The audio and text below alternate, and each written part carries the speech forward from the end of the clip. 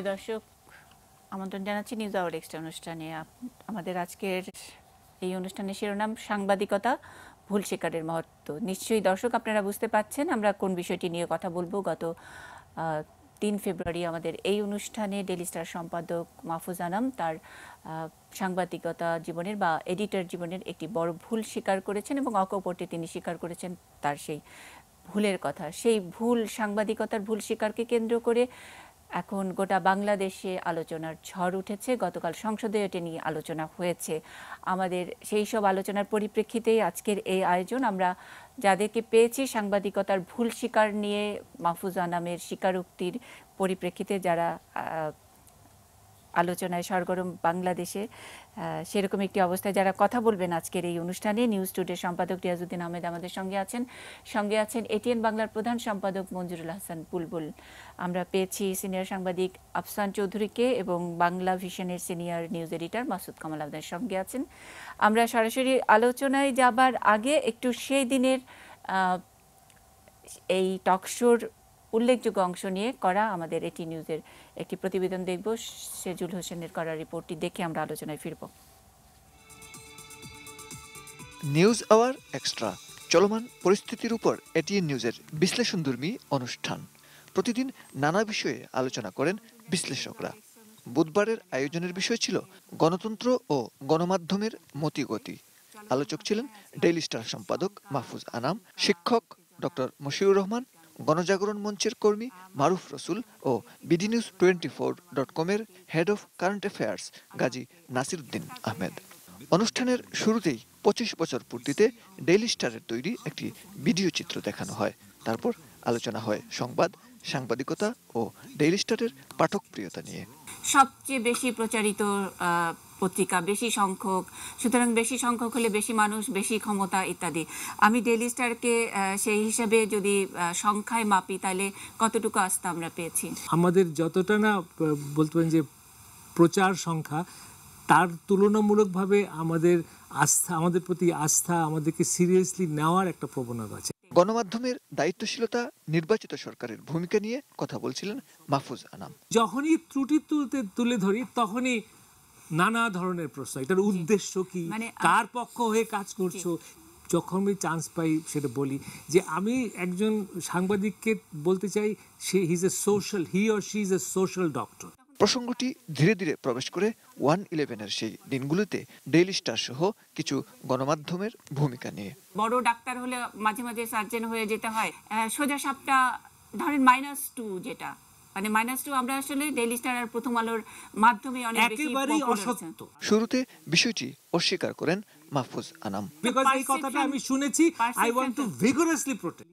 তারপর উঠে আসে প্রাসঙ্গিক আরো অনেক বিষয়। সোজা সাপটা -2 বলেননি, কিন্তু পারসেপশনের কথাটা আমি এই জন্য শব্দটি বললাম। কেন হলো পারসেপশন? তোমাকে এটা ইনভেস্টিগেট করা উচিত। এক্স্যাক্টলি, আপনি আজকে আমি অনুরোধ করি তুমি ইনভেস্টিগেট করো এই পারসেপশনটা কেন হলো। মানে পদ্মা সেতু তো পারসেপশন হয়েছে, পদ্মা সেতুর দুর্নীতি, সেই পারসেপশনের মধ্যে কিন্তু অনেক ইমেজ নষ্ট হয়ে গেছে, অনেক কিছু হয়ে গেছে। যখন নাকি কেউ ব্যাখ্যা করার সুযোগ পায় তখন তো সেটা তার জন্যই ভালো। আমি বলছি ধরো পারসেপশনটা সৃষ্টি করেছে ওয়ার্ল্ড ব্যাংক, তো ওয়ার্ল্ড ব্যাংকের দায়িত্ব হচ্ছে প্রমাণ করা যে পারসেপশনটা কেন করলো। আচ্ছা, সাংবাদিক গাজী নাসিরউদ্দিন আহমেদ আলোচনার টেবিলে তুলেন সেই সময়ে ডেইলি স্টারের একটি ভুল রিপোর্টের প্রসঙ্গ। 16 জুলাই শেখ হাসিনা অ্যারেস্ট হলো। 31 মে শেখ সেলিমের জিজ্ঞাসাবাদের বরাত দিয়ে আপনাদের পত্রিকা ছাপা হয়েছে যে শেখ সেলিম বলেছে শেখ হাসিনা প্রতিদিন লোকজনের কাছ থেকে টাকা নেয়। সেখানে সেটা আননেম সোর্স দিয়ে মাহফুজ ভাই ছাপা হয়েছে। না, হ্যাঁ, তুমি যে एग्जांपलটা দিলে এটা মিলিটারি আসার পরে। হ্যাঁ, শেখ হাসিনাকে অ্যারেস্ট করার আগে। ও, তাহলে শেখ হাসিনাকে অ্যারেস্ট করার ক্ষেত্র আমরা তৈরি করেছি। মানে এটা আপনাদের বিরুদ্ধে অভিযোগ, আমি বলি আমাদের বিরুদ্ধে অভিযোগ, সমস্ত মিডিয়ার বিরুদ্ধে অভিযোগ হয়। সমস্ত মিডিয়া এটা করে নাই। নো, বাট আমার জানা মতে নিউ এজ ছাপেনি এবং তার জন্য আমি নুরুল কবিরকে ক্রেডিট। আবারও সেই প্রসঙ্গ, সাংবাদিকের দায়িত্বশীলতা। উনি ছাপেননি ক্রেডিট দিচ্ছেন, এটা কি দায়িত্বশীলতা থেকে ছাপেননি আপনি বলতে চাইছেন? জি, তাহলে সেই দায়িত্বশীলতা তো আমি সবার আগে মাহফুজ আনামের কাছ থেকে এক্সপেক্ট করব। এবং তুমি যদি আমাকে জিজ্ঞেস করো, আমি মনে করি যে আমার সাংবাদিকতার সময়ে, ওই সময়ে ডিজিএফআই এর দেওয়া নিউজ আনসাবস্টেন্টিয়েটেড, আমি যেটা ইন্ডিপেন্ডেন্টলি প্রমাণ করতে পারি নাই। ওটা আমি লিখেছি, ইন্ডিপেন্ডেন্টলি ভেরিফাই করতে পারছি না। কিন্তু তুমি যদি আমাকে জিজ্ঞেস করো, আমার সাংবাদিক জীবনে, এডিটরের জীবনে ওটা হচ্ছে একটা বিরাট ভুল। আমি ভুল করেছি। ওই সময় ডিজিএফআই এর দেওয়া নিউজ আমার ছাপানো উচিত হয়নি। It was a bad editorial judgement. যদিও 25 years of journalism without fear and favour slogan নিয়ে রজত জয়ন্তী উদযাপন করছে মাহফুজ আনাম সম্পাদিত ডেইলি স্টার। আমি একটু রিয়াজউদ্দিন আহমেদ আপনার কাছ থেকে একটু শুরু করতে চাই। যেভাবে তিনি এডিটর জীবনের ভুল স্বীকার করেছেন, খুব ওনার বডি ল্যাঙ্গুয়েজে এক ধরনের অনেস্টি ছিল এবং খুব সততার সাথে সেই জায়গাটি দিয়েছেন। সেই জিনিসটি নিয়ে সংসদে আলোচনা এবং তার বিচার চাওয়া, এটা আমাদের সাংবাদিকতার জন্য কি একটা কালো ছায়া নয় কি? এটাকে আমি দেখি এভাবে যে ডেইলি স্টারের 25 বছর পূর্তিতে যে থিমটা ছিল, এই থিমটা হলো journalism without fear or favour. এই কনটেক্সটটা হলো একটা নীতিগত প্রশ্ন, সাংবাদিকতার এটা নৈতিকতার প্রশ্ন, নীতির প্রশ্ন। সাংবাদিকরা এইটা বিশ্বাস করেই সাংবাদিকতা করে। এখন প্রশ্নটা হলো যে এইটা আমরা যেটা বলি সেটা সবসময় করতে পারি কিনা। এখন যেটা মাহফুজ আনাম বললেন যে ডিজিএফআই দেওয়া রিপোর্ট তিনি ছেপেছেন এবং আনসাবস্টেন্সিয়েটেড রিপোর্ট ছাপাটা এটা হলো আনএথিক্যাল। সূত্র যদি বলা না যায় তাহলে সত্য বলা যায় না এবং সেই সত্য হিসেবে গ্রহণ করা কেউ করে না। তো এখন আমাদের দেশে কিন্তু নীতি নৈতিকতার দিক থেকে আমি মাহফুজ আনামের যে স্লোগান, ডেইলি স্টারের যে স্লোগান, এটাকে আমি মানে সমর্থন করি, শতবার সমর্থন করি এবং এটা না হলে সাংবাদিকতা হয় না। কিন্তু তারপরেও আমাদের মতো তৃতীয় বিশ্বের দেশে নানান রকমের চাপ, প্রেসারের মধ্যে আমাদের কাজ করতে হয়, যে কারণে আমাদেরকে ওইটার পাশে আরেকটা ওই প্রভাইসও শেখানো হয়েছিল। একজন ওয়েস্টার্ন জার্নালিস্ট এসে বলল, you will face all source of obstacles but you swim avoiding the crocodiles. You swim avoiding the crocodiles. আমরা জানি যে এগুলি আসবে। ডিজিএফআই যেগুলি দিয়েছে তখন 1/11-এর সময় প্রায় সবাই তো ছেপেছে, কেউ প্রতিবাদ করতে পারে নাই বা বলতে পারে নাই যে আমি ছাপবো না। এখন মানে আজকেও যদি বলি যে এই ঘটনা ঘটেই চলেছে। আজকে আমি করলাম এই যে কেরানীগঞ্জে র্যাব একজনকে মেরে ফেললো, মেরে যে স্টোরিটা বলেছে, এই স্টোরিটা আমরা কালকে পত্রিকায় ছাপবো। আমরা কি কেউ জিজ্ঞেস করেছি ওই লোককে, যে লোকটা মরে গেল, বা মানে এটা কি আমরা সাবস্টেন্সিয়েট করতে পারবো যে র্যাব যেটা বলছে এটা সত্য, বা র্যাব যেটা বলছে এটা সত্য না, কিন্তু আমরা ছাপবো? এটা আমরা বলতে পারবো না যে ছাপবো না। এটা আমরা দুই কারণে ছাপি। একটা হলো যে জন্য মাহফুজ মানে যেটা ফেস করছে, যেটা কি আপনি পলিটিক্যালি মোটিভেটেড হয়ে ছেপেছেন, নাকি প্রেসারে ভয়ে ছেপেছেন, নাকি অন্য কোনো মতলবে ছেপেছেন, এই প্রশ্নগুলি করছে। কিন্তু আমরা আনএথিক্যালি সাংবাদিকরা এটা করে চলেছে। আমরা কিন্তু প্রশ্ন তুলি নাই এটা, যে আমরা যে পুলিশ যে স্টেটমেন্টটা একজনকে ধরে নিয়ে বলল যে উনি সন্ত্রাসী, উনি খুনি, উনি একটা মানে 164-এ একটা স্টেটমেন্ট করেছে, কনফেশনাল স্টেটমেন্ট করেছে। আমরা কি ওই লোককে জিজ্ঞেস করেছি কখনো? আমাদের অ্যাক্সেস টু মানে কোয়ারি তো নাই, আমরা তো যাইতে পারি না ওই পর্যন্ত। তাইলে কিন্তু আমরা ছাপছি এটা, আমরা কিন্তু ছাপছি যে মানে আইএস এর 4 জনকে ধরা পড়েছে, তারা কি স্টেটমেন্ট দিয়েছে, আমরা এটা ছেপে দিলাম নির্দ্বিধায়। এগুলি কিন্তু আমরা করে চলেছি দুই কারণে। একটা হলো যে একটা যেমন যেটা 1/11-এর সময় হচ্ছে, এটা ডিজিএফআই দিয়েছে। ডিজিএফআই দিলে ন্যাচারালি এটা ভয়ে আমরা অনেকেই ছেপেছি, ভয়ের কাছে নতি স্বীকার করেছি, অথবা অনেকে চেষ্টা করেছে সুইম অ্যাভয়েডিং দি ক্রোকোডাইলস, তো সবাই সেটা পারেনি। এখন এর মধ্যে আবার একটা এলিমেন্ট, যেটা মাহফুজ যেটা বলতেছিল, যে এখানে পলিটিক্স নিয়ে আসছে, যেন -2 মানে এসে গেছে, এইটার সাথে এটাকে রিলেট করা। কিন্তু মানে আমার প্রশ্নটা ছিল যে উনি যে ভুল স্বীকার করলেন, যে মানে যেই খবরটি উনি চেপেছেন, স্পেসিফিক যে খবরটি নিয়ে ওনাকে প্রশ্ন করা হয়েছিল, উনি বলেছেন যে এটা ভুল। তো এই ভুল স্বীকার করাটা কি ওনার ভুল হলো? না, মানে আমরা কি ভুল স্বীকার করব না কখনো? ডেফিনেটলি ভুল, মানে সংবাদপত্রে কোন সংবাদপত্রে বড় বড় একটা কলামই থাকে, মানে এই ভুল স্বীকার করা, রিজয়েন্ডার একটা কলামই থাকে একদম। এবং টাইমস অফ ইন্ডিয়া তারা ফর্মার চিফ জাস্টিস অফ ইন্ডিয়াকে অম্বুডসম্যান করে অফিসের ভিতরে, বাইরের না, অফিসের ভিতরে অম্বুডসম্যান হিসেবে অ্যাপয়েন্টমেন্ট দিয়ে বসিয়েছেন, এবং উনি সারাদিন কমপ্লেন রিসিভ করে এগুলিকে জাজমেন্ট দিয়ে সন্ধ্যার সময় নোট দিয়ে এডিটরের কাছে পাঠিয়ে দেয় যে ইট শুড বি মানে পাবলিশ টুমরো। এটা তো ভুল স্বীকার, তো এটা সংবাদপত্রে মানে স্বীকৃত একটা পন্থা ক্রেডিবিলিটি এস্টাবলিশ করার জন্য। এবং মাহফুজ আনাম এখানে যে বলেছে যে ইট ওয়াজ, মাহফুজ আনাম বলছে কিন্তু ইট ওয়াজ এডিটোরিয়াল মিসজাজমেন্ট, এডিটোরিয়াল মিসজাজমেন্ট। এখানে এডিটোরিয়াল জাজমেন্টের কোনো স্কোপ ছিল কিনা, ডিজিএফআই থেকে যখন আসে, যখন বলা হলো ডিজিএফআই দিয়েছে, ডিজিএফআই তখন এডিটোরিয়াল ফ্রিডম রেখে আর এটা দেয় না। যে পাকিস্তানের সময় 66-এ যখন 6 দফা আন্দোলনের প্রথম মুভমেন্টে ঢাকা শহরে যখন আমরা মুভমেন্ট করলাম, কোনো পত্রিকায় কোনো নিউজ দিবে না, সন্ধ্যার সময় একটা প্রেস নোট দিয়ে দিল হোম মিনিস্টার থেকে। মুসা ভাই তখন অবজারভারের নিউজ এডিটর, তিনি লিখে দিলেন this is government press note, আর কিচ্ছু না। Heading was this is government press note, and readers could understand what is that.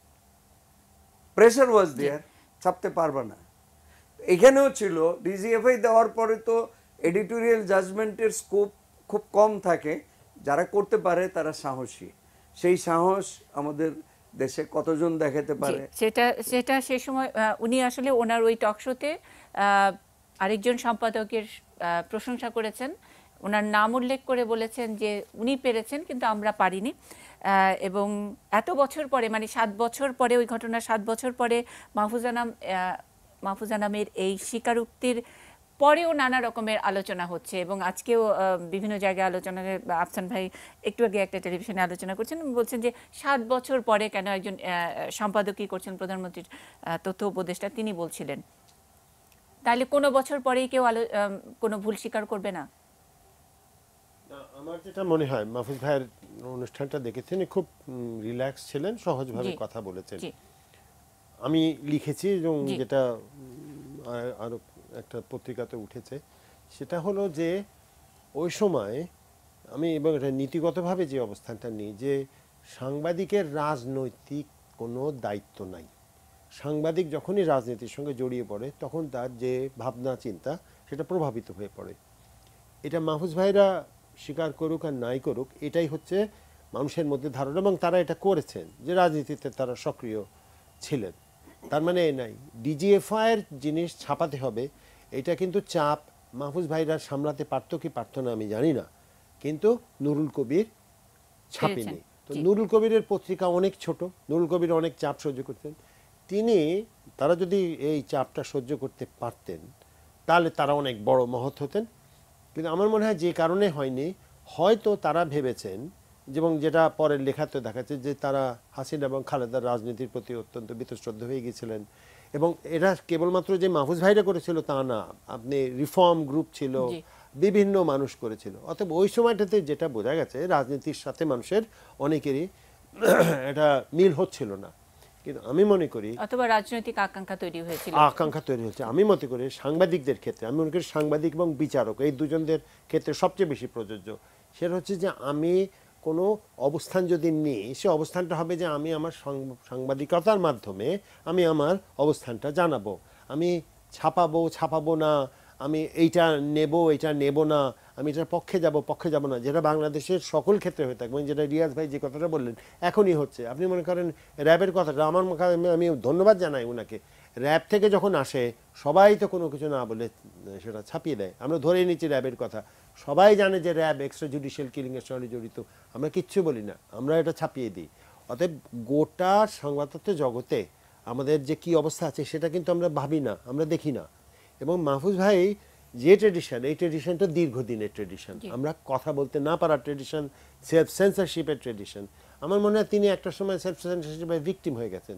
আমি আবার বলছি, সাংবাদিকদের রাজনীতির সঙ্গে একেবারেই আলাদা থাকা উচিত এবং তাদের শপথ নিয়ে বলা উচিত যে আমি কোনো রাজনৈতিক অবস্থান নেব না। দুর্ভাগ্যবশত এমনকি নতুন জনগোষ্ঠী যারা তরুণ সমাজ যারা সাংবাদিকতায় আসছে, তারা আরও বেশি করে মনে করে পক্ষপাতিত্ব সম্পন্ন সাংবাদিকতা দেশপ্রেমের একটা চিহ্ন। এটাই হচ্ছে আমাদের সংকট। না, তারা মনে করে ইন্ডিপেন্ডেন্স আর those on whom you can't depend. আমি একটু মঞ্জুর হাসান বুলবুল আপনার কাছে জানতে চাই, যেটা বললেন যে আলোচনাটি গিয়ে এখন দাঁড়িয়েছে সেটা হলো 7 বছর পরে কেন উনি স্বীকার করলেন।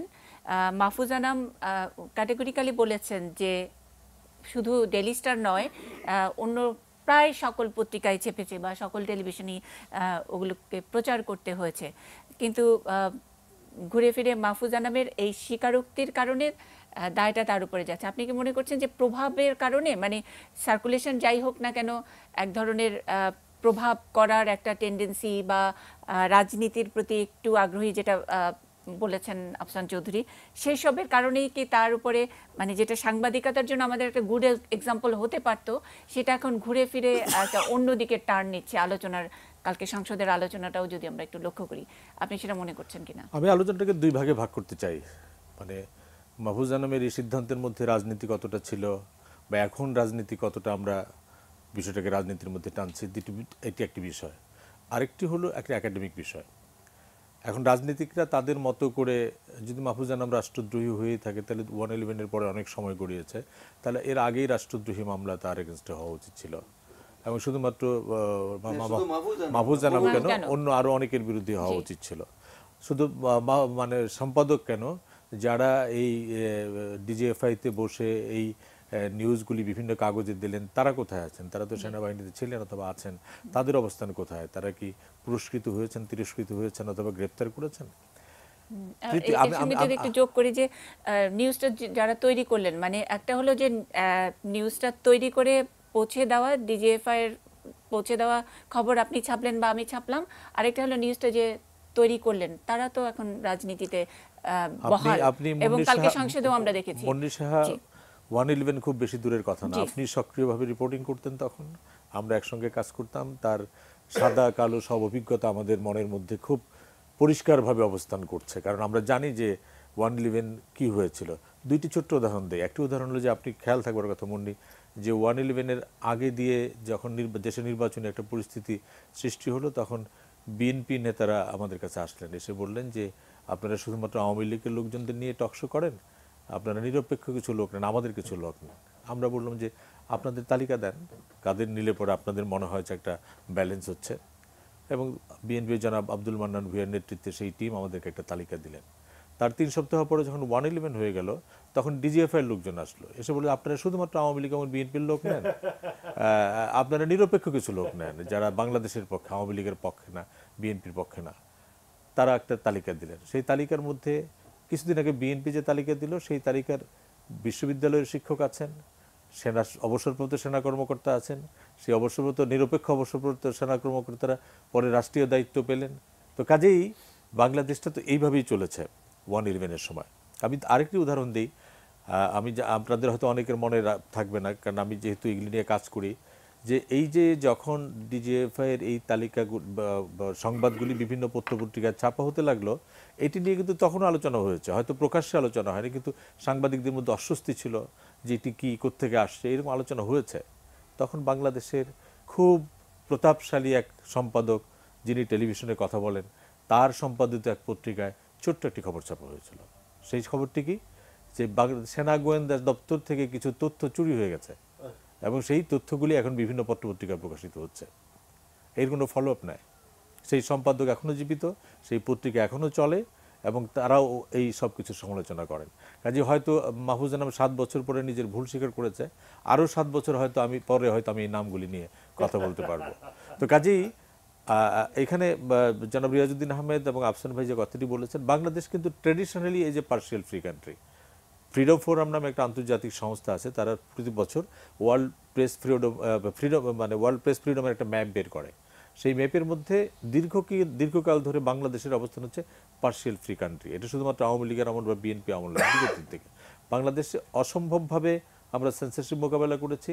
আমরা শুধুমাত্র ডিজিএফআই এর এই কথা বলেন কেন, আমরা তো ফর্মাল সেন্সরশিপে, রিয়াজ ভাই আপনি সম্পাদক, আমাদের প্রথম পাতায় মধ্যরাতে পিআইডির নির্দেশে মধ্যরাতে রাষ্ট্রপতির কবিতা ছাপতে হয়েছে না? আমি বলছি যে এই হচ্ছে বাস্তবতা। এই বাস্তবতার মধ্যে আমি যেটি মনে করি যে একাডেমিকভাবে একটা আলোচনা শুরু হয়েছে। এই আলোচনাটা যে সাংবাদিকদের কতটা সাহসী হওয়া দরকার, কতটা নিজের উদ্যোগী হয়ে সম্পাদকীয় জাজমেন্টে দেওয়া। আমি তো দুইটি জিনিস মনে করি যে মাহফুজ জানাম এবং সেই সময় যারা ছেপেছেন তারা সেই ছাপাটাতে কোনো ভুল করেন নাই। কেন করেন নাই? এই সবগুলি কথোপকথন এখন ইউটিউবে পাওয়া যায়। তার মানে তখন একটা ভিন্নতর পরিস্থিতি ছিল যে আমাদের যে রাজনীতিবিদদের স্বীকারোক্তি আমরা ছেপেছি তাদেরকে একটা চাপের মধ্যে এই কথাগুলি বলতে হয়েছে এবং এই কথাগুলি আছে। এখন যদি ওই রাজনীতিবিদরা বলতেন যে আমরা এটা বলি নাই, তাহলে একরকম হতো। দ্বিতীয় যেটি হচ্ছে, আমরা আন্তর্জাতিক মিডিয়া, CNN কি ওসামা বিন লাদেনের ভিডিও টেপ ছাপে নাই, প্রচার করে নাই? আল জাজিরা কি প্রচার করে নাই? তারা তো ওই ভিডিও টেপটা পেয়েছে, ওসামা বিন লাদেনের বক্তব্য দেখেছে, তারা প্রকাশ করেছে। কাজে প্রকাশ করাতে আমি কোনো ভুল দেখি না, কারণ যখন তার হাতে অডিও টেপ থাকে, ভিডিও টেপ থাকে, সেই টেপটা যদি আপনার কাছে থাকে আপনিও প্রচার করবেন। প্রশ্নটি হচ্ছে কিন্তু প্রশ্নটি হচ্ছে যে আপনি এটা করবেন কি করবেন না। এডিটোরিয়াল জাজমেন্ট, যেটা মাহফুজ জানাম বলেছেন যে এডিটোরিয়াল জাজমেন্ট ওয়াজ রং, যে আমি এইরকম একটা ঘটনা ঘটছে, আমি জানছি যে শেখ সেলিম বা ওবায়দুল কাদের বা যেন আব্দুল জলিল যে কথাগুলি বলছেন এটা সুস্থ মস্তিষ্কে তারা বলতে পারেন না, তাদেরকে একটা বিশেষ ব্যবস্থা বলানো হয়েছে এবং কেউ বিশেষভাবে এটা বাজারজাত করার চেষ্টা করছে দুই নেত্রীকে ডিফেম করার জন্য। কাজে এডিটোরিয়ালি আমি রং করতে পারি এবং মাহফুজ জানাম সে এডিটোরিয়াল জাজমেন্টে তার ভুলটা স্বীকার করেছেন। সাংবাদিকতার অনেকগুলি সৌন্দর্য আছে, অনেকগুলি সাহসিকতা আছে, তার মধ্যে একটা বড় সাহসিকতা হচ্ছে ভুল স্বীকার করার সাহসিকতা। এটা ক্রেডিবিলিটি বাড়ায়, যেটি জনাব রিয়াজউদ্দিন আহমেদ বললেন। কাজে মাহফুজ জানাম যে ভুলটি স্বীকার করেছেন, আমার ধারণা এই ভুল স্বীকারটি এবং আজকে যে আমরা একটা একাডেমিক আলোচনা শুরু করতে পেরেছি, এটা আমাদের সাংবাদিকতার জন্য একটা বড় জায়গা তৈরি করলো যে ভবিষ্যতে এইরকম, ওই যে ক্রোকোডাইলের কথা বললেন, মুসা ভাই বারবার উদাহরণ দিতেন, বাংলাদেশে সাংবাদিকতা করতে হলে অনেক কুমিরের মুখেও যাওয়া যায় না, লেজেও যাওয়া যায় না, তার মাঝখান দিয়ে চলতে হয়। তো কুমির কি শুধুমাত্র ডিজিএফআই এর উপরে যারা ছিলেন তারা কুমির না? আরো অনেকে কুমির। আমরা অনেক মাল্টিন্যাশনাল কোম্পানিকেও তো কাজে আমি যেটি মনে করি যে রাজনীতির বিতর্কটা করুক, যে এডিটোরিয়াল জাজমেন্টের মধ্য দিয়ে মাহফুজ জানাম কি কোনো রাজনৈতিক উচ্চাভিলাষ চরিতার্থ করতে চেয়েছিলেন কিনা সেটা তিনি জবাব দেবেন। তবে সাংবাদিকদের রাজনীতি এবং রাজনীতির সাংবাদিকতা এবং সাংবাদিকতার রাজনীতি নিয়ে একটা কথা বলে শেষ করি। মানিক মিয়াকে পাকিস্তানের সাংবাদিক সালেম সুলেই যখন পূর্ববঙ্গে স্বাধীনতার আন্দোলন শুরু হয়েছিল, 69 হচ্ছে, 6 দফা হচ্ছে, 11 দফা হচ্ছে, তখন তো ইত্তেফাক একটা সরাসরি অবস্থান নিয়েছিল বাংলাদেশের এই মুক্তিকামী মানুষের পক্ষে। তখন সুলেরি একটি কথা বলেছিলেন যে মানিক মিয়া তোমরা খুব বেশি সাংবাদিকতার মধ্যে রাজনীতি ঢুকেছো। মানিক মিয়া একটা জবাব দিয়েছিলেন যে তোমরা শুধুমাত্র তোমরা করো সাংবাদিকতার জন্য রাজনীতি, আর আমরা রাজনীতির জন্যই এখন সাংবাদিকতা করি, কারণ পূর্ববঙ্গে এখন রাজনীতির বাইরে কিছু নাই। তো এখন যদি মাহফুজ জানাম তখন ওইটাকে মনে করে থাকতেন যে এটাই তার রাজনীতি, তাহলে তার জবাব তাকে দিতে হবে। কিন্তু তা না হলে পরে এই পূর্ববঙ্গেই বাংলাদেশের সাংবাদিকদের কখনো কখনো রাজনীতি করতে হয়েছে। 71 সনে যে মুক্তি সংগ্রামটি হয়েছিল এটা শুধুমাত্র রাজনৈতিক সংগ্রাম না, এর মধ্যে মিডিয়ার একটা বড় ভূমিকা ছিল মানুষের মনন এবং মস্তিষ্ক তৈরি করবার জন্য। নাহলে এত মানুষ, ইয়াং ছেলেরা কেন যুদ্ধে যাবে শুধুমাত্র রাজনৈতিক বক্তৃতা শুনে? সংস্কৃতি ছিল না সেখানে, সাংবাদিকতা ছিল না সেখানে, উপসম্পাদকীয় ছিল না সেখানে, সেখানে বড় বড় আলোচনা ছিল না যে কেন আমি কাজেই মিডিয়া কিন্তু কখনো কখনো রাজনৈতিক ভূমিকা নেয়, সেটা হয়তো বিশেষ পরিস্থিতিতে নিতে হতে পারে, সেটা আমরা একটা ভিন্ন প্রেক্ষাপটে বললাম। এখন মাহফুজ জানাম ওই সময়ে তার এই এডিটোরিয়াল জাজমেন্টের মধ্যে দিয়ে রাজনীতিক উচ্চাভিলাষ চরিতার্থ করতে চেয়েছিলেন কিনা সেই বিতর্কেরই রাজনীতির জায়গায় হচ্ছে, সেটা প্রমাণ সাপেক্ষ এবং সেগুলো নিয়ে যদি কেউ আলোচনা করতে চায় নিশ্চয়ই প্রমাণ করে আলোচনা করবেন। কিন্তু আমি বলতে চাই যে সাংবাদিকতার ক্ষেত্রে এই যে একাডেমিক আলোচনাটা শুরু হয়েছে এটা খুব ভালো দিক। ডিজিএফআই এর নাম যে আমরা বলতে পারছি এখন, এবং এটা 7 বছর সময় লাগলো আমাদের বলার জন্য, এবং এটা মাহফুজ আনামি পারলেন খুব সহজভাবে। কাজে এখন তো ডিজিএফআই এর নাম বলা হচ্ছে, কিছুদিন পরে কে এই ট্যাপগুলি নিয়ে আসতেন হয়তো তার নামও বলা হবে, তার কিছুদিন পরে হয়তো কে এটাকে অর্ডার দিয়েছেন সেটাও বলা হবে। কাজে আমার মনে হয় সাংবাদিকতার জন্য ভালো একটা ক্ষেত্র তৈরি হচ্ছে। মানে এই আলোচনার মাধ্যমে আমরা একটু শুদ্ধ এবং আমরা যেই স্বাধীন এবং মুক্ত সাংবাদিকতার কথা বলছি সেখানে যেতে পারবো। মাসুদ কামাল, আমি আপনার কাছে আসছি আপনার যে অভিমত সেটা জানার জন্য, কিন্তু একটা নিউজ ফ্ল্যাশ 2 মিনিটের একটা ছোট্ট বিরতিতে যাচ্ছি। প্রিয় দর্শক, আপনারা যারা আছেন আশা করি যাবেন না। সাংবাদিকতা, ভুল স্বীকারের মহত্ব আমাদের আজকের শিরোনাম, থাকুন আমাদের সঙ্গেই।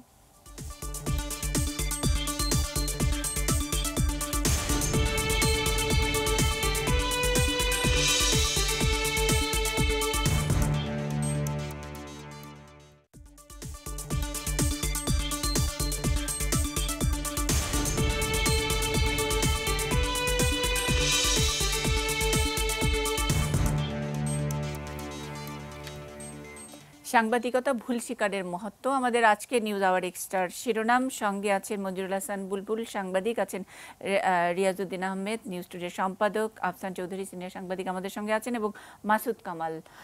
মাসুদ কামাল, আমি বিরতিতে যাবার আগে আমি আপনার কাছে আসতে পারিনি এই অভিমত যে সাংবাদিকতার যে অংশটুকু নিয়ে মাহফুজ আনাম ভুল স্বীকার করেছেন, সেখান থেকে এটাকে একটু রাজনীতির দিকে নিয়ে, মানে আমাদের সাংবাদিকতার জন্য যেটুকু সুযোগ করে দিয়েছেন সেটুকু কি আমরা একটু হারাতে বসেছি না, যে রকমের আলোচনাটি চলছে?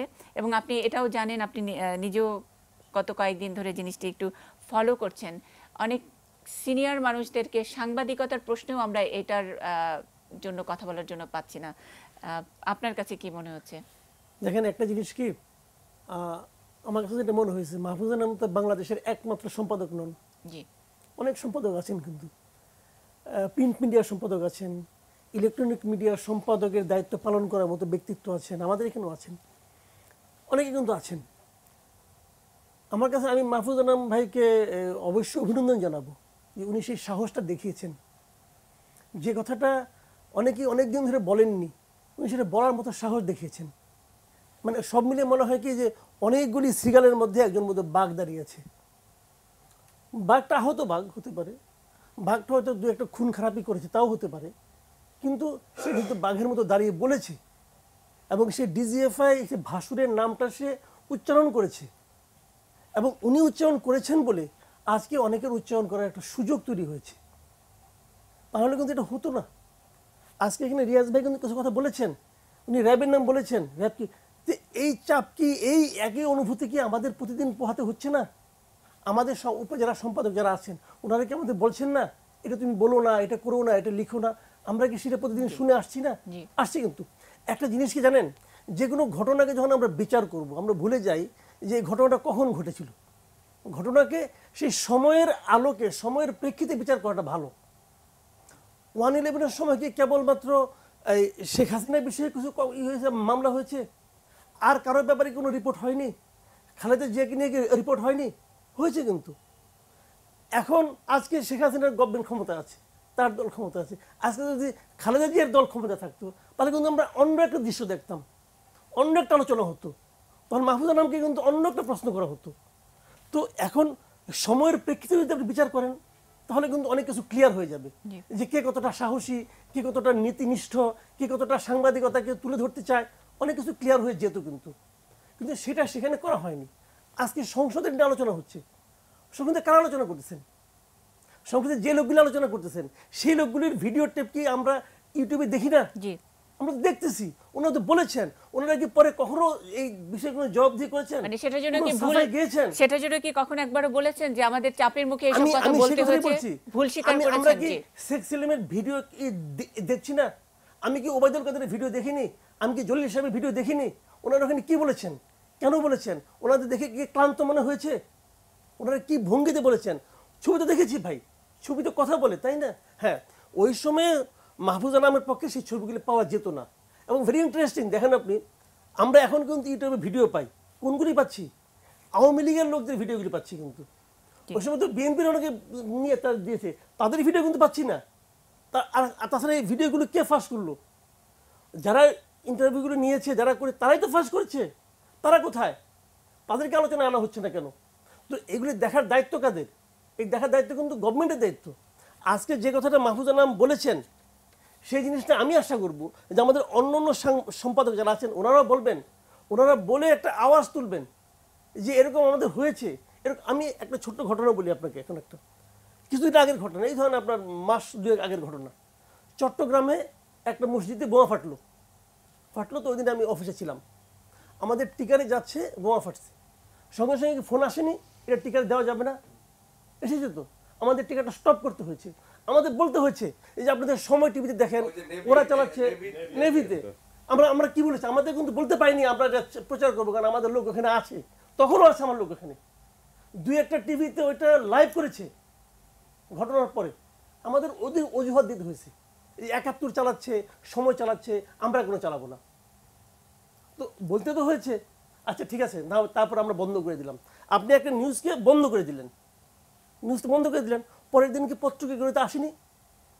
যে নিউজ পরের দিন পত্রিকায় আসতে পারলো, সেই নিউজ আগের দিন টেলিভিশনে যখন ঘটনা ঘটলো তখন চালানো গেল না কেন? সাংবাদিকতা কাকে বলে ভাই? এই প্রশ্নগুলির জবাব কিন্তু আমাদের এখানে 2জন সম্পাদক পর্যায়ের লোক আছেন, আমি ওনাদের কাছে আশা করবো ওনারা বলুন সাংবাদিকতা কি। আমি একটু রিয়াজউদ্দিন আহমেদ, আমি আপনার কাছে একটু জানতে চাই যে এই মাহফুজা নামের এই স্বীকারোক্তির পরপরই অনেক প্রশ্ন এসছে, ড্যামেজ কন্ট্রোলের কথা অনেকে বলেছেন। আমরা জানি সজীব ওয়াজেদ জয় তার ফেসবুক স্ট্যাটাসে তিনি খুবই একটা মর্মস্পর্শী তিনি একটা স্ট্যাটাস দিয়েছেন, এবং এটা একজন মায়ের জন্য এক ছেলের স্ট্যাটাস এটা হতেই পারে, এবং সেটা সূত্র ধরে মানে ধরেন আমার মাকেও যদি অ্যারেস্ট করার জন্য আপনার কোনো লেখা প্রভাবিত করতো, আমি অবশ্যই সুযোগ পেলে আমি আপনার বিচার দাবি করতাম। কিন্তু সেইভাবে কি আমাদের সাংবাদিকতায় এটা উঠে এসছে, নাকি এটাকে আরেকটু পলিটিক্যালি ইউজ করা হচ্ছে? জিনিসটা আমি আমার 3টা প্রশ্ন আমার মনে জাগছে এই ঘটনাগুলিকে নিয়ে। একটা হলো যে মাহফুজা নাম যেটা বলেছে যে ইট ওয়াজ এডিটোরিয়াল মিসজাজমেন্ট। আমার প্রশ্ন হলো এটা ওয়াজ ইট দি editorial মিসজাজমেন্ট or the editor submitted to the pressure of DGFI or there was some political motive behind it? এই 3টা প্রশ্ন করতে পারে যে কোনো লোক, কিন্তু আমি এজ এ এডিটর এবং জার্নালিস্ট আমি ফার্স্ট কোশ্চেনটা নিব যে ইট ওয়াজ মানে যদি এডিটোরিয়াল মিসজাজমেন্ট হয়ে থাকে এবং এইটা যদি স্বীকার করার ফলে এই যে একটা গ্রাউন্ড তৈরি হলো যে আমরা আলোচনা করছি যে আমরা এই মানে পাওয়ারফুল কোনো কোয়ার্টার থেকে যখন কিছু চাপিয়ে দেওয়া হয় এই মিসজাজমেন্টের শিকার আমরা ভবিষ্যতে হব না, এইটাকে মানে কালেকটিভ একটা স্ট্যান্ড নিতে হবে from the community, editors council, journalist union. আমি যখন ইউনাইটেড বিএফইউ এর প্রেসিডেন্ট, আমরা এরকম বহু স্ট্যান্ড নিছি এবং ডিফাই করছি গভর্নমেন্টকে। এখন তো পারি না, এখন হয়ে গেছে মুশকিল যে মানে either you are on my side or against me, এই ডিভিশনের মধ্যে পড়ে সংবাদপত্রের স্বাধীনতা তো চিরাচেপটা হয়ে গেছে। মাহফুজা নাম যেটা করেছে we should support him. Support করা এই কারণে যে এই ভবিষ্যতে যাতে এই এডিটোরিয়াল মিসজাজমেন্টই হোক বা ইম্পোজ করা হোক এটা যাতে না করতে পারে। মিসজাজমেন্টটা এটা তো মানে ইটস এ হাম্বল এডমিশন যে আমি জাজ করতে পারি না যে এই রিপোর্টটা যাওয়া উচিত কি যাওয়া উচিত না। তখন কি ওই জাজমেন্ট করার মতো যেটা মাসুদ কামাল বলল ওই সময়ের প্রেক্ষিতে ওই জাজমেন্টের স্কোপ কি তখন ছিল? মানে আপনি বলছেন যে আমাদের সবাই মানে এডিটরদের পক্ষ হয়ে আপনি বলছেন যে আমাদের এটা সাপোর্ট করা উচিত, কালেক্টিভলি সাপোর্ট করা উচিত, কিন্তু এই 3-4 দিন হয়ে গেছে সংসদে আলোচনার পর আমরা কিন্তু এডিটর্স কাউন্সিলের কোনো বক্তব্য পাইনি। কিন্তু অন্যান্য অনেক এর আগে অনেক ছোটোখাটো ঘটনায় মানে বিশেষ করে প্রথম আলো এবং ডেইলি স্টার সংক্রান্ত কোনো ছোটোখাটো ঘটনায় আমরা অনেক রকমের প্রতিবাদ পেয়েছি এডিটর্স কাউন্সিল থেকে। তো এবার কি এই ধরনের অ্যাটিটিউডটা কেন? এডিটর্স কাউন্সিল সেভাবে এগিয়ে আসছে না?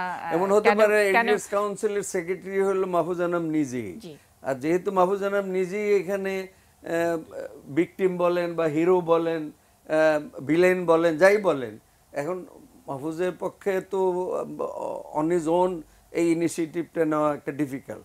প্রেসিডেন্ট কুড টেক ইট, তো আমি শুনলাম প্রেসিডেন্ট নাকি অসুস্থ, and আমরা তো হলাম সদস্য,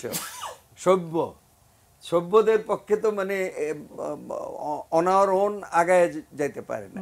আচ্ছা, আমি একজনের একটা ওপিনিয়ন পড়ে শোনাচ্ছি। মানে এডিটর্স কাউন্সিল, আপনি ওপিনিয়নটা বের করতে বললি যে এডিটর্স কাউন্সিল নিয়েও অনেক সময় কিছু সমালোচনার আমরা করেছি, আলোচনা হয়েছে যে এই এডিটর্স কাউন্সিল সেখানেও এক ধরনের ডমিনেশনের একটা ব্যাপার ছিল। যখনই প্রথম আলো এবং ডেইলি স্টার এই দুটি পত্রিকার স্বার্থ এবং অন্য কিছু হতো, তখন এডিটর্স কাউন্সিলের প্রেস রিলিজ বা সকলে মিলে আপনারা একটা ইস্যু করতেন। সেই কারণে যে এখানে আমরা একটি যে পারসেপশন, এই ধরনের একটি লেখা মানে উদ্ধৃত করব, আপনি একজনের লেখা একটা মেসেজ এখানে আছে, এই প্রেক্ষিতে দিয়েছেন উনি,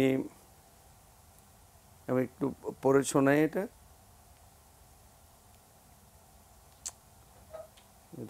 আমি আপনি টিপাটিপি করতে ভালো জানেন না, এগুলো আমার নাতি নাতনিরা পারে এখন ভালো। আচ্ছা, from Mohiuddin Ahmed, former Secretary, Ministry of Foreign Affairs, columnist. Dear editors, Mahfouz Anam, the editor of Daily Star, is being lambasted in a section of our media and in our parliament for his editorial misjudgment. But strange and amusing, no journalist has the slightest interest in telling the readers who the DGFI men were, who fed Mahfouz Anam the news,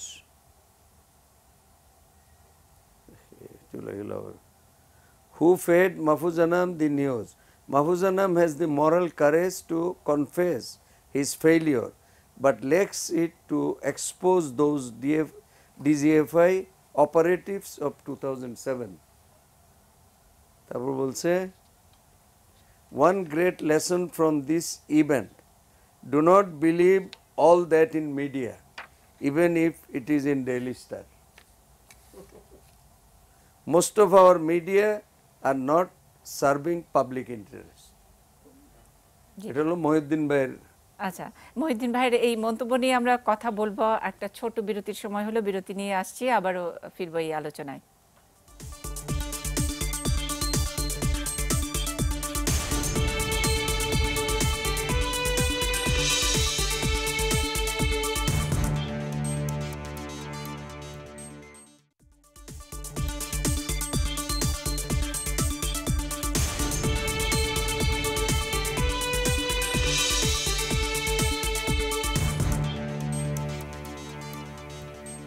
সাংবাদিকতা ভুল শিকারের মহত্ব আমাদের আজকে news hour extra শিরোনাম। সঙ্গে আছেন ATN বাংলার প্রধান সম্পাদক মঞ্জুরুল হাসান বুলবুল, আছেন নিউজ টুডের সম্পাদক রিয়াজউদ্দিন আহমেদ, সিনিয়র সাংবাদিক আফসান চৌধুরী আমাদের সঙ্গে আছেন, এবং বাংলা ভিশনের senior news editor Masud Kamal আছেন। আমি মঞ্জুরুল হাসান বুলবুল, একটু আপনার কাছে যাব। ড্যামেজ কন্ট্রোলে শব্দটি এসছে এই আলোচনার পরিপ্রেক্ষিতে। মাহফুজ আনামের ইন্টারভিউর পরে আমাদের এই অনুষ্ঠানেই তার ইন্টারভিউ বা ভুল শিকারের পরে যে আলোচনাটি উঠেছে তার দুটি দিক। একটিতে তিনি সাংবাদিকতার ভুল বা এডিটর হিসেবে তিনি নিজের ভুল স্বীকার করেছেন, সেটা তথ্য তিনি ক্রস চেক না করে তিনি প্রচার করেছেন সেই জন্যে। কিন্তু সেটার সূত্র ধরে যেভাবে ওনাকে রাজনীতির উচ্চাকাঙ্ক্ষা, 111-এর নায়ক ইত্যাদি, তিনি ক্যাটাগরিক্যালি এখানে, আমিও ওনাকে এই প্রশ্নই করেছিলাম, পারসেপশনের ভিত্তিতেই প্রশ্ন করেছিলাম যে 111-2 এগুলোর পেছনে তাদের এক ধরনের আকাঙ্ক্ষা বা এক ধরনের প্রভাব ছিল, সেরকম একটি পারসেপশন আছে। তিনি এটা জোরালো কণ্ঠে অপোজ করেছে। এখন দুইটি দিক, একটি হলো সাংবাদিকতার ভুলটি তিনি অকপটে স্বীকার করেছেন, সেটির সূত্র ধরে রাজনৈতিক উচ্চাভিলাষ নিয়ে তার নানা রকমের আলোচনা চলছে। এটা কি আসলে কতখানি ড্যামেজের দিকে যাচ্ছে আমাদের জন্য?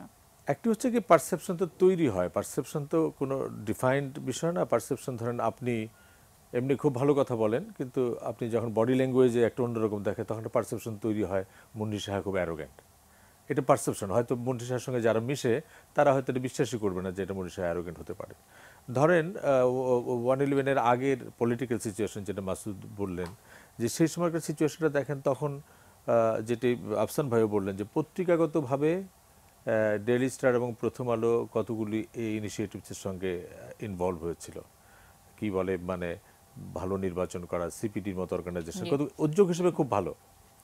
এবং যখন 111 হয়ে গেল, তারা যে কথাগুলি বললেন, তারা এই তাদের কথাগুলি থেকেই তাদের ফ্রেজগুলি চুজ করলেন যে মানে একটা ভালো নির্বাচন করতে হবে, ভালো মানুষকে ভোট দেব, যে ক্যাম্পেইনটা তারা শুরু করেছেন। এখন হতে পারে যে ডেইলি স্টার, প্রথম আলো, সিপিডি তাদের উদ্যোগটি ছিল একেবারে ইনোসেন্ট, ইন্ডিপেন্ডেন্ট, কিন্তু যখন 111-এর নায়কেরা সেখান থেকে উপাদান সংগ্রহ করলেন, তখন মানুষ একটা সংযোগ খুঁজে পায় যে নিশ্চয়ই এই উদ্যোগটির সঙ্গে তাদের একটা যোগাযোগ ছিল এবং 111-কে 111 আনার পক্ষে তারা কাজ করেছেন।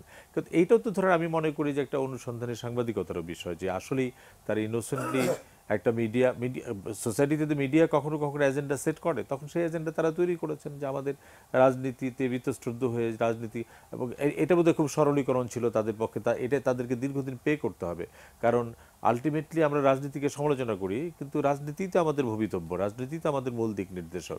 কিন্তু তখন যখন সেনাবাহিনী আসলো, মইনিউ সরকার আসলো, তারা কিন্তু রাজনীতিকেই গালি দিতে লাগলেন। তাহলে একদিকে ডেইলি স্টার, প্রথম আলো তারা রাজনীতিকে সমালোচনা করছেন, তারা তাদের প্রফেশনালি সমালোচনা করছেন এটি, কিন্তু এরা রাজনীতিকে গালি দিচ্ছেন, রাজনীতিবিদরা খারাপ করছেন। এই দুইটিকে মানুষ একটা লিঙ্ক খুঁজে পায় এবং তার থেকে একটা পারসেপশন তৈরি হয়, এবং পারসেপশন কিন্তু কখনো ফ্যাক্টসের চাইতে শক্তিশালী হয়। পারসেপশন কখনো কখনো কোনো সত্যি নাই, কোনো ফ্যাক্টস নাই, কোনো ফিগার নাই, কিন্তু মানুষ বিশ্বাস করে এটা। ভূত মানুষ বিশ্বাস করে, কোনো ভূত কেউ দেখেছে কোনো প্রমাণ নাই, ভূতের কোনো অবয়ব নাই, কিন্তু মানুষ বিশ্বাস করে এত স্ট্রংলি, জেনারেশনের পর জেনারেশনের ভূত। কাজে পারসেপশন, সেই ক্ষেত্রে আমি যেটা মনে করি যে আমাদেরকে সতর্ক হবার, এই যে এটা আমি জানি না, ধরেন আমরা আলোচনা করছি এখন, আপনি যদি একটু পিছনে যাই, যে আমাদের সংবাদপত্রগুলি কি 1975 সনে বঙ্গবন্ধুকে হত্যার পরে কোন পত্রিকার কি ভূমিকা ছিল, কোন পত্রিকা কি লিখেছিল, কোন পত্রিকার এডিটোরিয়াল কি শিরোনাম ছিল, আছে তো, ডকুমেন্ট আছে তো, তারা কোথায়? তো আজকে যখন আপনি মাহফুজান ভাইয়ের রাষ্ট্রদ্রোহিতের বিচার চান, বঙ্গবন্ধুর হত্যাকে জাস্টিফাই করে যারা স্টেটমেন্ট দিলেন, এডিটোরিয়াল লিখলেন, তারাও তো আপনাদের সঙ্গে ঘোরাফেরা করছে। তো কাজেই ডবল স্ট্যান্ডার্ড হলে চলবে না। আপনি যদি প্রশ্নই করেন যে সাংবাদিকতাকে রাজনীতিতে যারা কলুষিত করে রাজনৈতিকভাবেই তাদেরকে জবাবদিহি করতে হবে, তাহলে ধারাবাহিকভাবে আরও অনেককেই করতে হবে, অনেকদেরকেই করতে হবে। আমি মনে করি যে এটা খুব ভালো চেক অ্যান্ড ব্যালেন্স একটি জায়গায় চলে এসেছে, যে রাজনীতিবিদরা সম্পাদকদেরকে, রাজনীতিবিদরা মিডিয়াকে স্ক্রুটিনি করছেন যে আপনারা রাজনীতি করেছেন, আপনারা রাজনীতিবিদদের বিরুদ্ধে যাচ্ছেন। এখন আমাদের দিকে তাকানোর সময় এসছে যে আমরা প্রফেশনালি কতদূর যাব, আমরা প্রফেশনালি এই অভিযোগ করার সুযোগটি করে দিব কিনা। কিন্তু সেটা খুব কঠিন ব্যাপার, কারণ এখন অনেক বেশি ডিজিএফআইয়ের লোক সাংবাদিকতায় আছে, অনেক বেশি পলিটিক্যাল লোক সাংবাদিকতা আছে। আপনি যদি ওনারশিপ কনসেন্ট্রেশনে দেখেন, আমি একজন পেশাদার সাংবাদিক হিসেবে যে মাসুদ কামাল হয়তো তার কথাটি বলতে পারবে, কিন্তু মাসুদ কামাল এই কথাটি তার হাউজেও বলতে পারবে না, কারণ এই কথাটি মাসুদ কামালের কাছে আসে না। এই কথাটি আসে মাসুদ কামালের অফিসে ঊর্ধ্বতন বস, যিনি হয়তো ডিজিএফআই এর সাথে সম্পর্কিত, অর্থাৎ মালিকের কাছে, যিনি হয়তো ওই যে হয় ফেয়ারে অথবা বেশি ফেভার নেওয়ার কারণে এখন ফেয়ারের মধ্যে আছেন। কাজেই নানাভাবে তো এই জিনিসগুলি তৈরি হয়। সেই জায়গাটাতে আমি আবারও বলতে চাই যে আমরা কেতাবিকভাবে সাংবাদিকতা যে জিনিসগুলি পড়েছি, যেটা আফসান ভাই বললেন এটা করা দরকার নাই, ক্লাসরুমে আপনিও পড়েছেন, আমরাও পড়েছি, আমরা এখন পড়াই, সেই জায়গাটাতে যদি সাংবাদিকতাকে আনা যায় তাহলে পরে মানে সেটা আদৌ সম্ভব কিনা, যে বাস্তবতার মধ্যে আমরা বাস করছি, খুব কঠিন এইখান থেকে বের হওয়ার। আমি একটা যে আপনি সজীব ওয়াজের জয়ের প্রসঙ্গটি উত্থাপন করেছেন, আমি আপনার সাথে একমত। তিনি কোনো রাজনীতি বিবর্জিতভাবেই এই কথা বলতে পারেন, যদি তিনি দেখেন কারো দ্বারা তার মা ভিকটিম হয়েছে, এটা বলতেই পারেন। আমার মনে আছে যে আমরা ইন্টারন্যাশনাল প্রেস ইনস্টিটিউটের কংগ্রেস করতে গিয়েছিলাম স্লোভেনিয়া ভদ্রমহিলা প্রধানমন্ত্রী, তো তার সঙ্গে ইনফর্মাল আলোচনা হচ্ছে, তাকে উনি মিডিয়ার লোক দেখলে ভয় পান। তাই বলে যে আপনি কেন ভয় পান মিডিয়ার লোকদেরকে? বলে যে দেখেন, media even does not spare my daughter. বলে আমি প্রাইম মিনিস্টার, আমার করাপশন নিয়ে লেখা হোক, আমার ক্ষমতার অপব্যবহার নিয়ে লেখা হোক, কিন্তু আমার মেয়েটাকে একটা বিয়ে দিয়েছি, আমার মিডিয়া তার পিছনেও লেগেছে এবং তার সংসারকে অতিষ্ঠ করে তুলেছে। কাজে এটা শুধুমাত্র বোধহয় বাংলাদেশ না, পৃথিবীর বিভিন্ন জায়গাতে মিডিয়া তার কখনো কখনো তার বর্ডার হয়তো ক্রস করে, সেই জায়গাটাতে আমি মনে করি যে আপনি আপনার এই অনুষ্ঠানে মিডিয়া নিয়ে আপনি অনেক বিষয় নিয়ে সিরিজের পর সিরিজ করেছেন। এটিও বোধহয় আপনার জন্য একটা দায়িত্বের মধ্যে পড়লো। আপনি অনেক ছোট মানুষ, আপনার উপর এত বড় দায়িত্ব দেওয়াও ঠিক না। এখানে রিয়াজ ভাইরা আছেন, আমাদের মুরব্বী যারা এডিটররা আছেন। আমার ধারণা এটি সাংবাদিক ইউনিয়ন ডিভাইডেড হতে পারে, কিন্তু একাডেমিক জায়গাটাতে আমাদের ইউনাইটেড হতে কোনো আপত্তি নেই। আমি একটু এই যে মিডিয়া অনেক সময় লিমিট ক্রস করে, সেটা তো করেই আসছে। লিমিট ক্রস করা এবং ভুল স্বীকার করাটাও, ক্রস করলে এবং সেটার ভুল স্বীকার করাটাও মিডিয়ার নৈতিকতার মধ্যে পড়ে কিনা। আফসান চৌধুরী, আমি আপনাকে একটু একটা জায়গায় আপনার কাছ থেকে একটু শুনতে চাই। আজকে নিশ্চয়ই ডেইলি স্টার পত্রিকাটি দেখেছেন যে গতকাল সংসদের আলোচনা নিয়ে এডিটরের একটি নোট, এবং তারপরে সেই দিন যেই পার্টিকুলার যেই ভিউজ, তার যেই মাহফুজা নামের যে লেখাটি নিয়ে প্রশ্ন করা হয়েছিল সেটি আবার ছাপানো হয়েছে সেই 17 জুলাই 2007 যেটি ছাপা হয়েছে।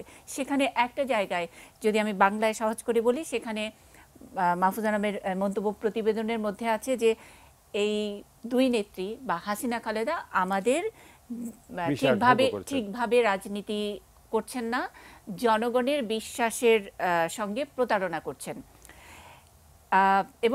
এবং তার এই স্টেটমেন্টের কারণে তো আসলে রাজনীতির প্রতি তো আমাদের একটু অনাস্থা তৈরি হবে, নয় কি? আর আমরা যারা পাঠক, আমরা যারা পত্রিকা পড়ি, আমাদেরকে রাজনীতি থেকে রাজনীতিকে বিশ্বাসের প্রতারণা হয় এগুলো বলে পাঠকের বিশ্বাসের প্রতারণা হয় না এখানে? আমার মনে হয় এই কথাটা ওই আগে যে আলাপ হচ্ছিল অন্য চ্যানেলে, সেখানেও এই অংশটাই পড়ে শোনানো হয়েছে। তো আমার যেটা মনে হয় যে উনি যে এই কথাগুলো লিখেছেন, এগুলো বহু মানুষের মনের কথা।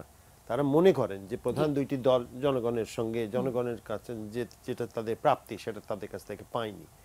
সমস্যাটা হয়েছে যে তিনি, মাহফুজ ভাই যেটা করেছেন সেটা তিনি বলছেন ডিজিএফআই আমাকে দিয়েছিল, আমি সেটা ছাপিয়ে দিয়েছি। এখন বিষয় হলো মাহফুজ ভাই এটা বললেন কেন? এখন আমার মনে হয় যে তিনি ভেবেছেন সবাই তো ছাপিয়েছে, আমি সেটাই বলছি।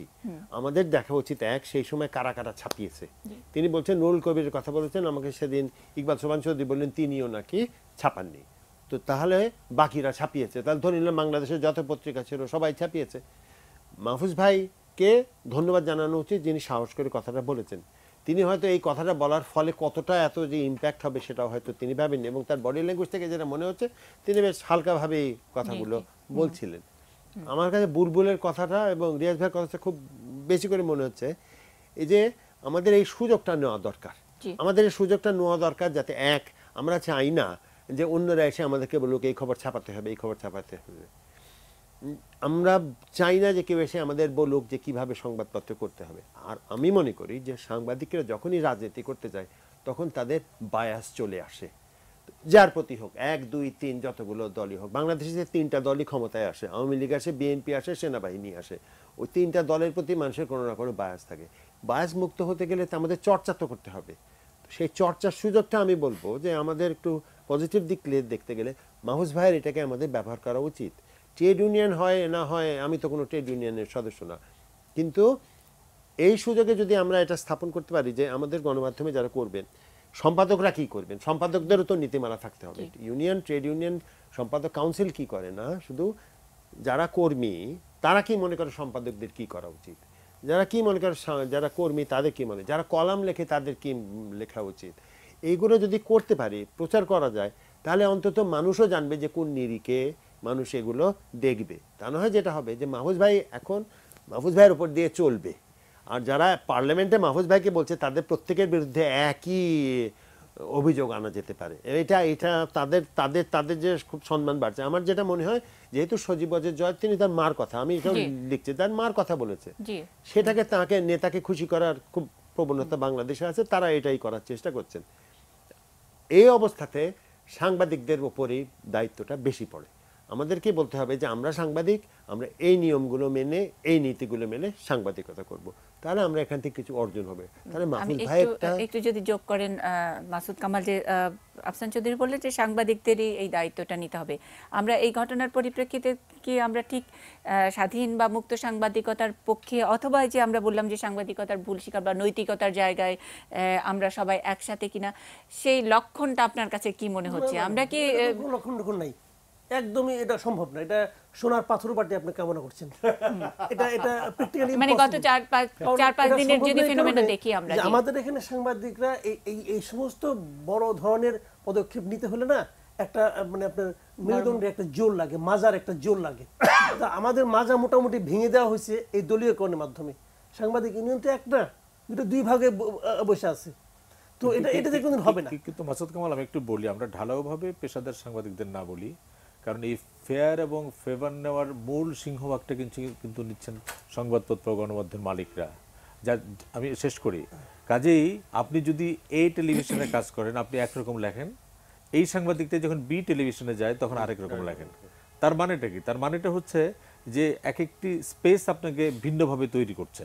এর বাইরে থেকে আমি যেটি বলছি যে এর বাইরে থেকে হ্যাঁ আমাদের মানে ইউনিয়নের লেজুর বৃত্তি আছে, আমাদের সংবাদপত্রগুলির একটা সংবাদপত্রের হেডলাইন দেখলে আপনি বুঝতে পারেন যেটা কোন দল করে, আপনি টেলিভিশনগুলির উপস্থাপক দেখলেই বুঝতে পারেন যে সে কার পক্ষে কথা বলবে, টক শোতে লোক দেখলে আপনি বুঝতে পারেন। এটি আমাদের সব জায়গায় পোলারাইজেশন হয়েছে, এখানেও হয়েছে। কিন্তু আমি যেটি মনে করতে পারি, ধরেন মানিক মিয়া ইত্তেফাককে সিদ্ধান্ত নিয়েছেন যে তিনি 6 দফার পক্ষে থাকবেন, এটি তার আপনি পছন্দ না করতে পারেন, কিন্তু তিনি ঘোষিতভাবে 6 দফার পক্ষে গেছেন এবং 6 দফার পক্ষে আন্দোলন করেছেন।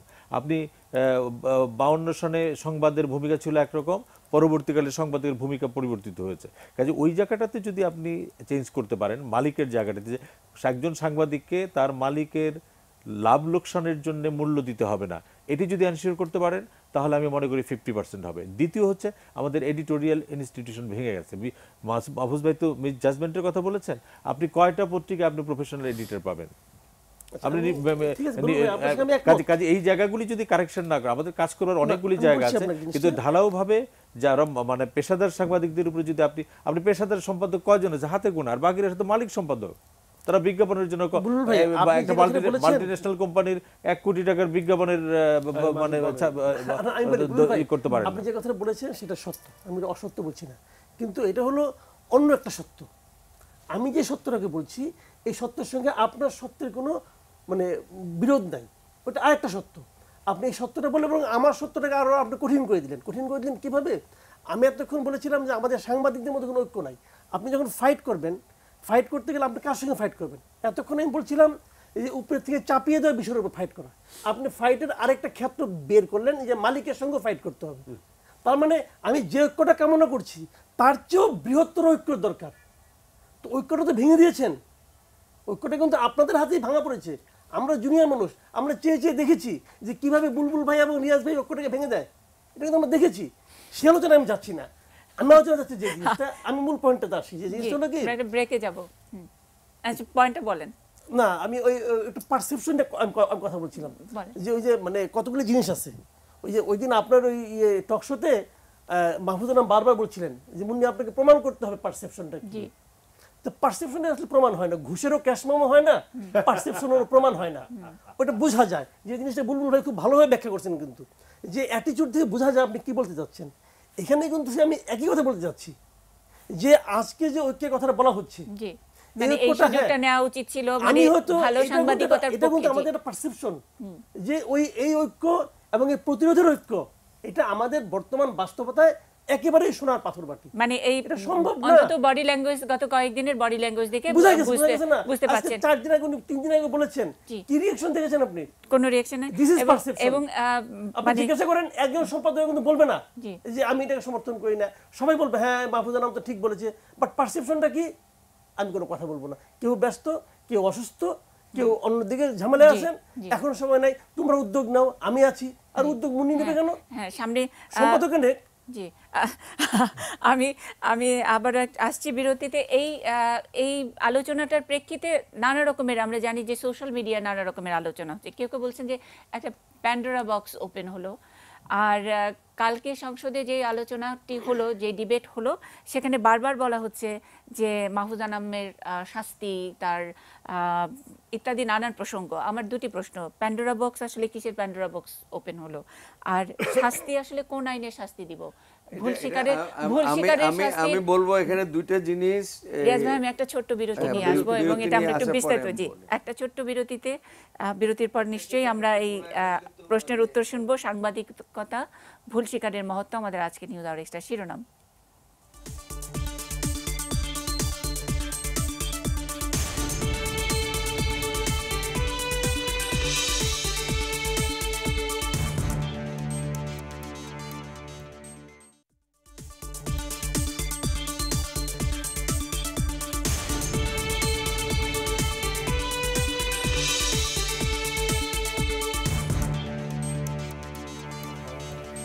সাংবাদিকতা, ভুল শিকারের মহত্ব আমাদের আজকে নিউজ আওয়ার এক্সট্রার শিরোনাম। অনুষ্ঠানের একদম শেষ ভাগে রিয়াজউদ্দিন আহমেদ আপনি একটু যোগ করতে চাইছিলেন।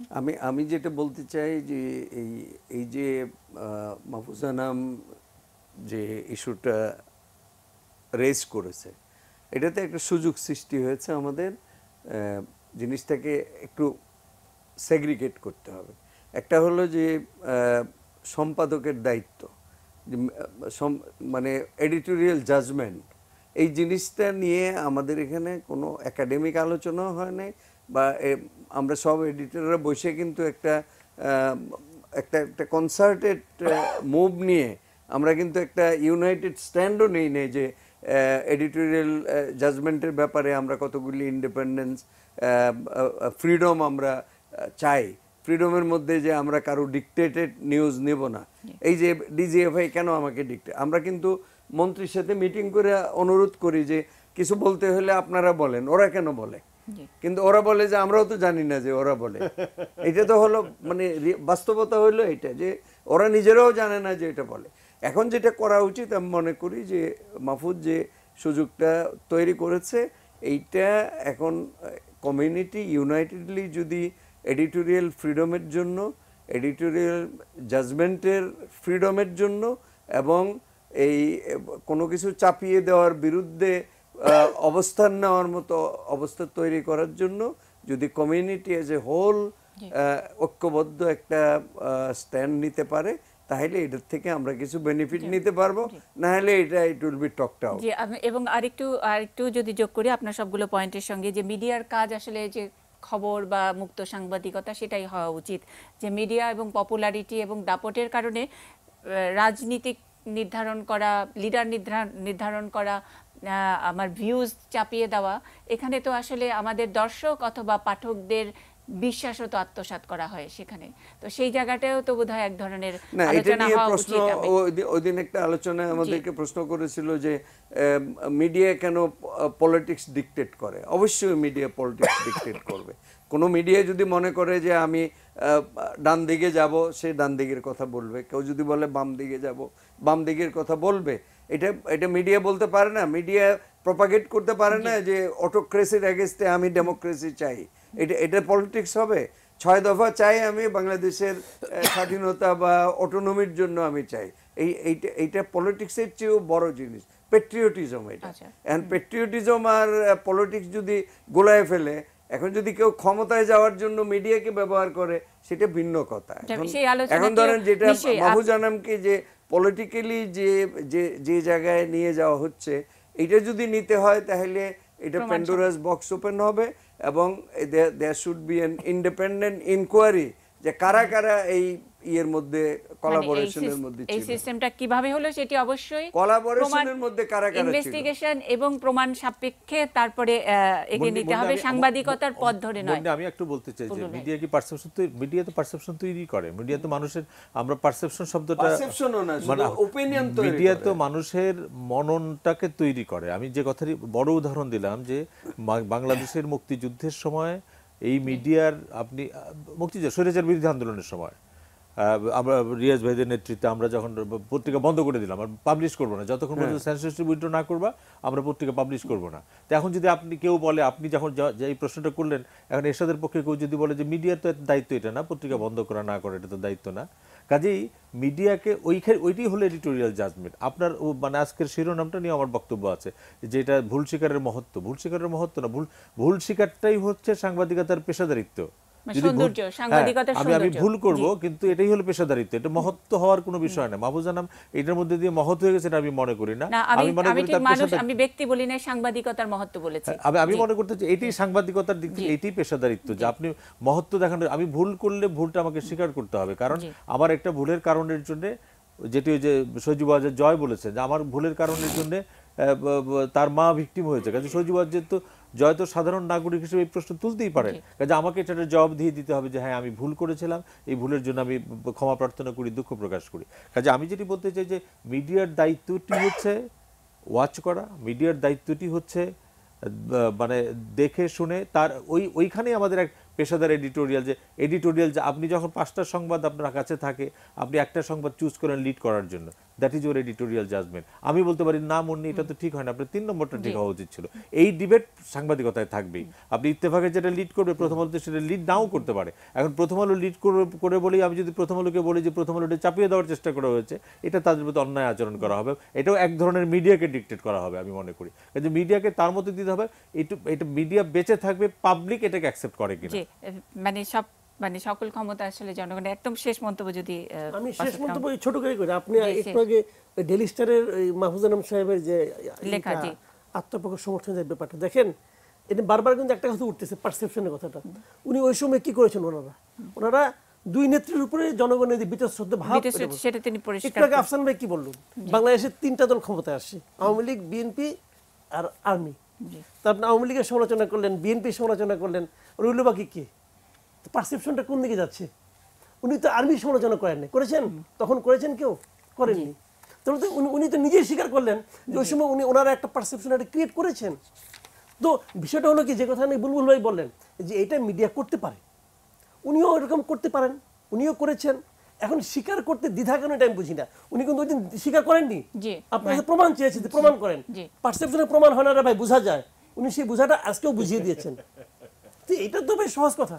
যাওকে নিয়ে আর লম্বা কথা বলবো না, এটা আমার এখতিয়ারের বাইরে চলে যায়। যদি একদম শেষ এক লাইন যদি আমি মনে হয় যে সংকট এক হচ্ছে যে আমার মনে হয় না মাহফুজ ভাইকে যে এখন গালি দেওয়া হচ্ছে বা এই বলা হচ্ছে, সমালোচনা করা হচ্ছে, এইটা সেই সময়কার সম্পাদকরা অনেকেই করেছেন।